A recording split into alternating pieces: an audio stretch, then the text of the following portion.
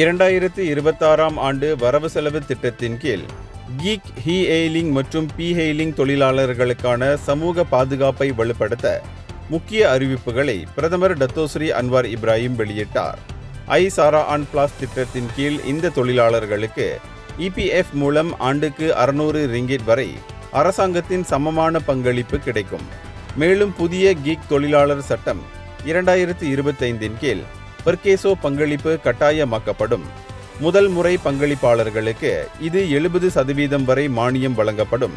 அது மட்டுமின்றி வேலைக்காக இடம் மாறும் இளைஞர்களுக்கு 1000 ரிங்கிட் உதவி மற்றும் டயாலிசிஸ் மானியம் 150 ரிங்கிட்டிலிருந்து 170 உயர்த்தப்படும்.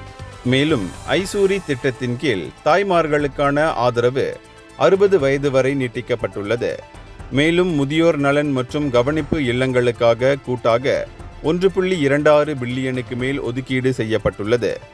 இந்த நடவடிக்கைகள் நாட்டிலுள்ள அமைப்புசாரா மற்றும் பாதிக்கப்படக்கூடிய பிரிவுகளுக்கு நீண்டகால நிதி மற்றும் சமூக பாதுகாப்பை உறுதி செய்கின்றன. இந்தியர்களின் இதய குரல் மக்களோசை.